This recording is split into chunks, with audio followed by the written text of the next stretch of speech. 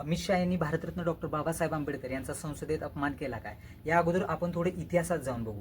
ज्यावेळी डॉक्टर बाबासाहेब आंबेडकरांनी हिंदू बिल तयार केलं आणि ते संसदेच्या पटलावर मांडलं, तेव्हा डॉक्टर बाबासाहेब आंबेडकरांची अशी इच्छा होती की संसदेतल्या सगळ्या सदस्यांनी त्याला आपलं समर्थन द्यावं. पण काँग्रेसच्या काही सदस्यांनी त्याला कडवा विरोध केला आणि डॉक्टर बाबासाहेब आंबेडकरांचं हिंदू बिलातलं स्वप्न हे अधूरच राहिलं. त्यातले काहीच मुद्दे हे संमत केले गेले. डॉक्टर बाबासाहेब आंबेडकरांनी याच मुद्द्याला अनुसरून आपल्या मंत्रिपदाला लाथ मारली व केंद्रीय मंत्रिमंडळातून कायदे मंत्रिपदाचा राजीनामा दिला व मंत्रिमंडळातून बाहेर पडले. थोडं पुढे गेलं तर डॉक्टर बाबासाहेब आंबेडकर जेव्हा मुंबई प्रांतातून सार्वत्रिक निवडणुकीला उभे राहिलेले, त्यावेळी काँग्रेसने डॉक्टर बाबासाहेब आंबेडकरांचे सुविध सहाय्यक असणाऱ्या व्यक्तीलाच डॉक्टर बाबासाहेब आंबेडकरांच्या विरोधात उभं केलं, त्याला ताकद दिली आणि डॉक्टर बाबासाहेब आंबेडकरांना निवडणुकीत पाडण्याचं षडयंत्र काँग्रेसनंच केलं. डॉक्टर बाबासाहेब आंबेडकरांचा या निवडणुकीत 15,000 मतांनी पराभव झाला.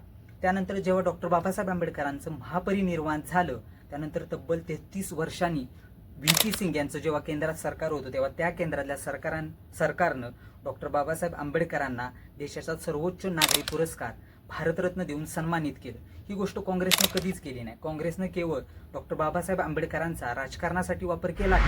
प्रश्नाचं उत्तर तुम्ही कमेंट बॉक्समध्ये नक्की द्या. धन्यवाद.